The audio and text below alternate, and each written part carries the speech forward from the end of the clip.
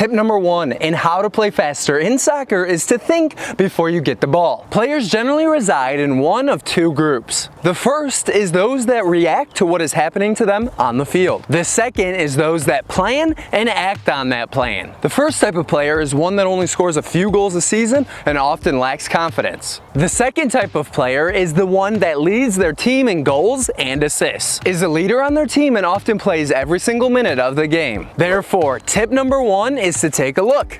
Tip number 2 is make a plan, and tip number 3, revise that plan as needed. Make sure if you're receiving a pass with your back facing the net that you need to score in, that you're taking a quick look over your shoulder as you're going in to receive that pass. Quickly looking before you receive a pass will allow you to get a picture in your mind of where everyone is on the field. This will allow you to decide on your plan of action even while you're not facing the direction in which you need to go. When professionals play, they swivel their head frequently to take quarter of a second looks. Next, make a plan of action on how to proceed once you actually get the ball. More often than not, you're not going to be past the ball, so you've got to be able to keep revising your plan as you play. You don't need a detailed plan of every dribble that you're going to take, but you want a general idea of what you plan to do with the ball. By the way, I'm Dylan Joseph, trainer and #1 best-selling Amazon author. For example, say you're a midfielder in the middle of the field looking to receive a pass from a defender. Make sure that you're constantly checking over your shoulders as you're looking to receive that pass. For example, taking that quick look allows you to see that there's pressure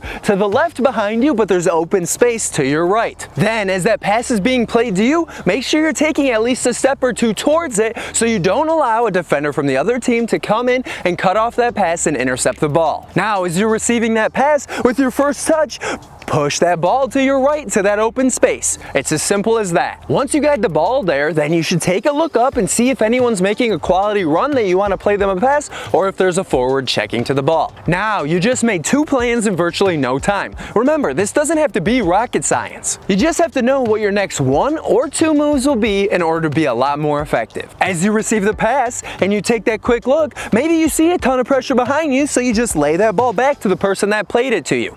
Don't overcomplicate this. The reason why coming up with a plan is so essential is because imagining your shot, your foot skills, your dribbles, what you're going to do with the ball once before you do it is as if you've almost already done it before in your mind, so that when you go to do it with your body, it'll be the second time that you're doing it. Creating a plan in your mind is roughly 70% equivalent to having already done that plan in reality. This visualization is key for acting upon others and not reacting to others. Acting versus reacting is the difference between a team leader and a bench warmer. Though it's rarely the case that everything goes perfectly as planned, so you need to be able to revise your plans as different situations develop. Tip number 2 in how to be a quicker soccer player is to take moving first touches. This is such an important tip for all soccer players, and especially for those that may not be that fast of runners but want to be really fast soccer players. A moving first touch, also known as an attacking first touch, doesn't necessarily mean that your first touch is attacking the defender on the other team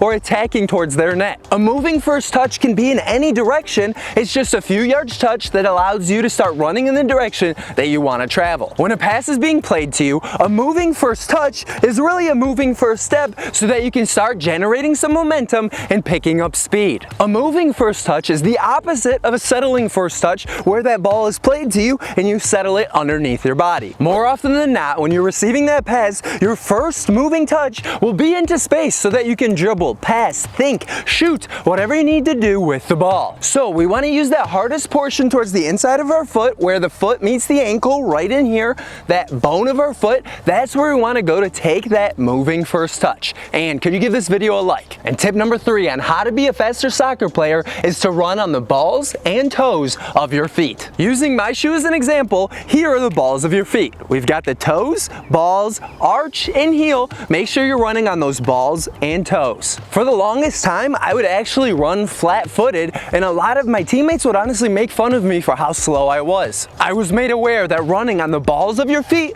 would make you faster. In order to practice, I would do sprints and go for some jogs a few times times a week until I was comfortable being able to run on the balls of my feet. I gotta be honest, it was really awkward at first, but with a lot of practice and time, I finally got to the point where teammates were asking me to race to see if I was the fastest player on the team. A few things to avoid when trying to be a much faster soccer player are: number 1, avoid saying that you're a slow player. Players become as good as they think they can be. Therefore, do not limit your abilities by limiting your mindset. Number 2, avoid being that player that expects to get better with time, but without practice. Don't be afraid after a practice in your backyard on the sidewalk to go for a few sprints. Even if someone makes fun of you, you're trying to actively improve yourself, so don't worry about their feedback. Your most important goals for today is to try to be slightly better than you were yesterday and to subscribe.